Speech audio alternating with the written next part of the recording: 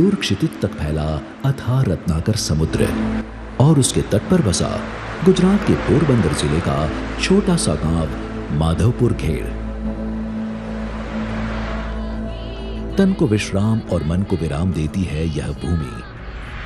स्वयं भगवान श्री कृष्ण का कुछ अनूठा और गहरा जुड़ाव जो है इस माधवपुर के साथ। जी हाँ, पौराणिक कथा के अनुसार अरुणाचल प्रदेश के मिश्मी समुदाय के राजा भीष्मक की सुपुत्री रुक्मिणी ने मन ही मन यह निश्चय किया था कि विवाह करूंगी तो केवल और केवल द्वारकाधीश श्री कृष्ण के साथ। लेकिन रुक्मिणी के भाई की यह जिद थी कि उसकी बहन का विवाह शिशुपाल के साथ हो। रुक्मिणी ने श्री कृष्ण को प्रेम पत्र लिख अपनी दुविधा बताई। तब श्री कृष्ण ने रुक्मिणी जी को माधोपुर ले आकर उनके साथ विवाह रचाया। इस तरह द्वारका के स्वामी माधवपुर में रुक्मिणी जी के स्वामी बने।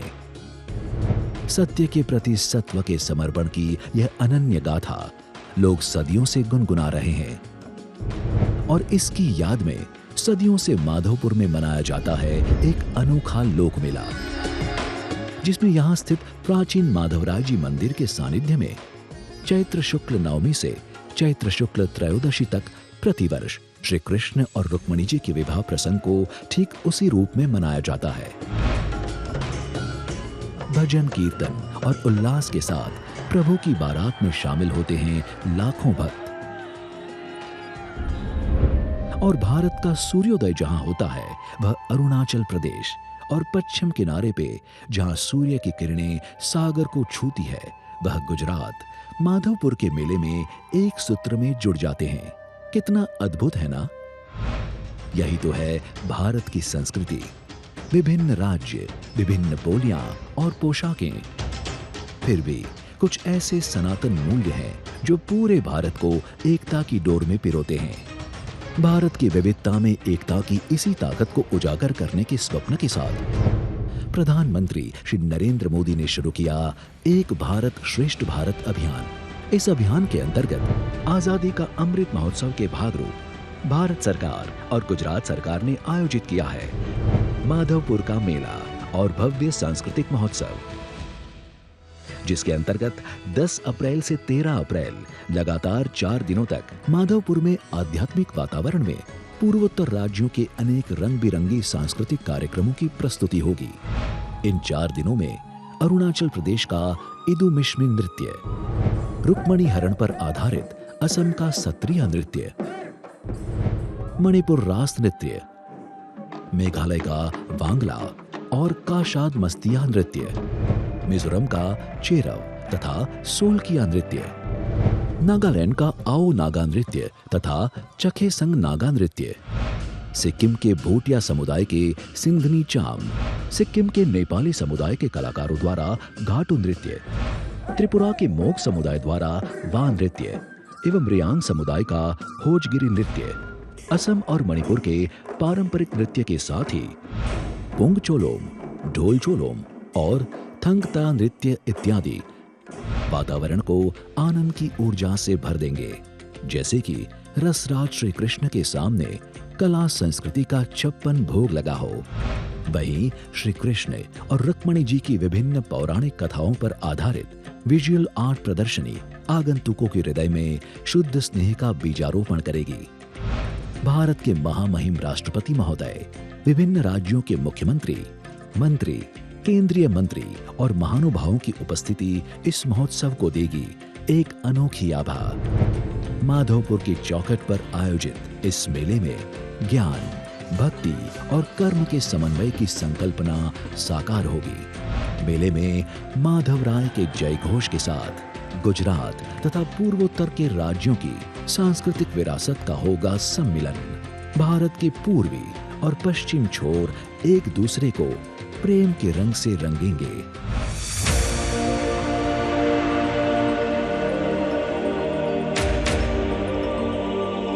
और माधव को प्रिय यह ऐतिहासिक गांव माधवपुर प्रधानमंत्री के एक भारत श्रेष्ठ भारत के स्वप्न को साकार करने का पथ प्रदर्शक बनेगा।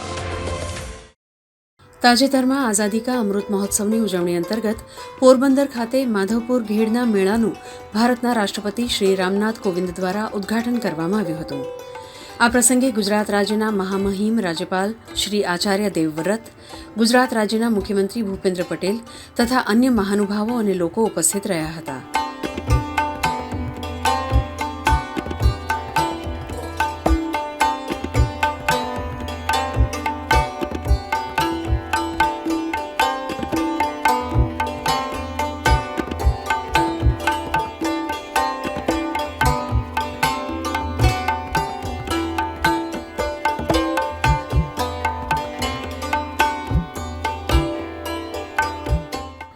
આ પ્રસંગે ભારતના રાષ્ટ્રપતિ શ્રી રામનાથ કોવિંદે જણાવ્યું હતું કે मुझे ये जानकर प्रसन्नता हुई कि सन 2018 से गुजरात सरकार द्वारा केंद्र सरकार के संस्कृति मंत्रालय के सहयोग से प्रतिवर्ष इस मेले का आयोजन किया जा रहा है. मुझे बताया गया है कि आज माधवपुर के अलावा गुजरात के लगभग 20 मंदिरों में इसी प्रकार का उत्सव आयोजित किया गया. यह भी प्रसन्नता की बात है कि इस वर्ष और बड़े पैमाने पर मेले के आयोजन में उत्तर पूर्वी क्षेत्र विकास मंत्रालय ने भी सहयोग किया है. आज के दिन पूर्वोत्तर के 8 राज्यों में कई सांस्कृतिक समारोह भी आयोजित किए जा रहे हैं. मैं आशा करता हूं कि हमारी सांस्कृतिक परंपरा में इस मेले की एक विशेष पहचान रहेगी. इन आयोजनों के लिए मैं केंद्र सरकार तथा राज्यों के सभी संबंधित मंत्रियों, अधिकारियों व कर्मचारियों को साधुवाद देता हूँ. भाइयों और बहनों, मेलों, त्योहारों और तीर्थ स्थलों ने हमारे विशाल देश को प्राचीन काल से आज तक सामाजिक व सांस्कृतिक एकता के सूत्र में बांधे रखा है. माधवपुर का यह मेला गुजरात और पूर्वोत्तर क्षेत्र को एक अभिन्न संबंध से जोड़ता है. वर्तमान में ऐसे आयोजनों के माध्यम से हमारे समाज को, विशेषकर युवा पीढ़ी को हमारी विरासत, संस्कृति, कला, हस्तशिल्प और पारंपरिक व्यंजनों के बारे में जीवंत परिचय मिलता है तथा पर्यटन का भी विकास होता है. देवियों और सज्जनों, कल मैंने एकता नगर केवड़िया में न्यायपालिका से जुड़े वरिष्ठ लोगों के साथ विचार विमर्श किया. सरदार वल्लभ भाई पटेल की स्टैच्यू ऑफ यूनिटी ने गुजरात के उस क्षेत्र को एक राष्ट्रीय तीर्थ बना दिया है. सरदार पटेल के कार्यों तथा जीवन मूल्यों के बारे में जानकर प्रत्येक भारतवासी को राष्ट्र निर्माण में अपना योगदान देने की प्रेरणा मिलती है. बापू और सरदार पटेल की इस धरती का विशेष आकर्षण मुझे सदैव अपनी ओर खींचता रहा है. 1970 के दशक में जब मैं मुरारजी भाई का निजी सचिव था, तब से मेरा गुजरात आना शुरू हुआ और ये सिलसिला आज भी चल रहा है. राष्ट्रपति के रूप में भी मैं इससे पहले गुजरात की लगभग 12 यात्राएं कर चुका हूँ और प्रत्येक यात्रा ने मुझे कुछ न कुछ नए और अविस्मरणीय अनुभवों से समृद्ध किया है. गुजरात के लोगों की आत्मीयता और स्नेह की अमिट छाप अंकित रहती है. देवियों और सज्जनों, भारत की सांस्कृतिक एकता कितनी प्राचीन है और हमारी सामाजिक समरसता की जड़ें कितनी गहरी थी, इसका उदाहरण लीलाधर श्री कृष्ण और रुक्मिणी जी के विवाह के आख्यान में दिखाई देता है. आज के उत्तर प्रदेश में जन्मे श्री कृष्ण गुजरात को अपनी कर्मस्थली बनाते हैं और आज के पूर्वोत्तर क्षेत्र की एक राजकुमारी रुक्मिणी जी को जीवन संगनी बनाते हैं. लोक मान्यता के अनुसार माधवपुर घेड़ गांव की यह धरती उन दोनों के मिलाप की साक्षी रही है. मुझे यह देखकर बहुत प्रसन्नता होती है कि गुजरात के उद्यमशील लोग परंपरा और आधुनिकता में तालमेल बैठाकर आगे बढ़ते रहते हैं. सस्टेनेबल डेवलपमेंट गोल्स को हासिल करने की दिशा में विभिन्न राज्यों के प्रदर्शन का आकलन करके नीति आयोग ने वर्ष 2020 और 21 के लिए रिपोर्ट प्रस्तुत की है. उस रिपोर्ट के अनुसार गुजरात ने हर आयु वर्ग के लोगों को स्वास्थ्यपूर्ण जीवन की सुविधा प्रदान करने के पैमाने पर देश में प्रथम स्थान प्राप्त किया है. साथ ही इंडस्ट्री, इनोवेशन और इंफ्रास्ट्रक्चर के समावेशी विकास के मानक पर भी सभी राज्यों की तुलना में गुजरात का प्रदर्शन सर्वश्रेष्ठ रहा है. ऐसी उपलब्धियों के लिए गुजरात के राज्यपाल आचार्य देवव्रत, मुख्यमंत्री श्री भूपेंद्र भाई पटेल, गुजरात सरकार की पूरी टीम तथा राज्य के सभी निवासियों को मैं इस उपलब्धि के लिए बधाई देता हूँ। इस मेले का आयोजन तथा साथ ही गुजरात के अनेक मंदिरों और पूर्वोत्तर भारत के अनेक स्थानों में इस अवसर पर विभिन्न समारोहों का आयोजन भारत की सांस्कृतिक, आध्यात्मिक और सामाजिक एकता का महोत्सव है।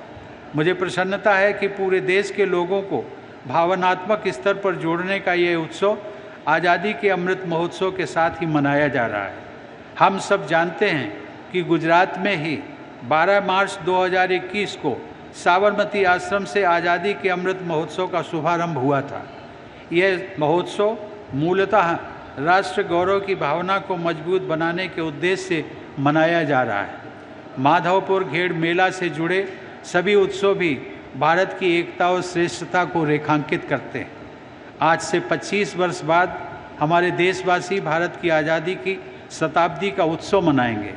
मैं आज की युवा पीढ़ी से आग्रह करता हूं कि देश की एकता और श्रेष्ठता को मजबूत बनाते हुए सन 2047 के स्वर्णिम भारत के निर्माण का संकल्प लें और उस संकल्प को सिद्धि तक ले जाएं। धन्यवाद। जय जय गरवी गुजरात। जय हिंद।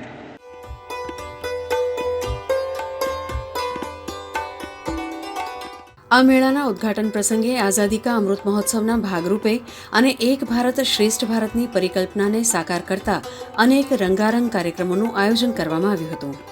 આ મેળો દેશની વિવિધતામાં એકતાનું પ્રતીક છે અને પૂર્વ ભારતને પશ્ચિમ ભારત સાથે જોડે છે। આ મેળામાં ઉત્તર પૂર્વના 8 જેટલા રાજ્યોમાંથી અનેક કલાકારોએ ભાગ લીધો હતો।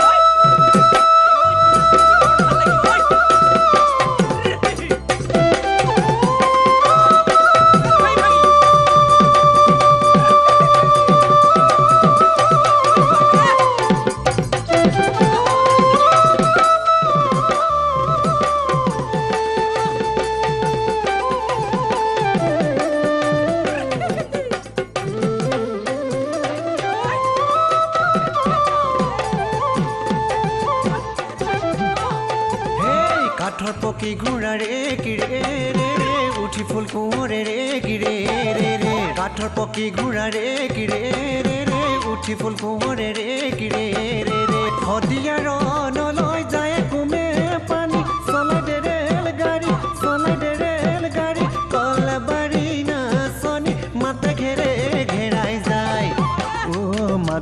माते घेरे घेराई माते घेरे घेराई जा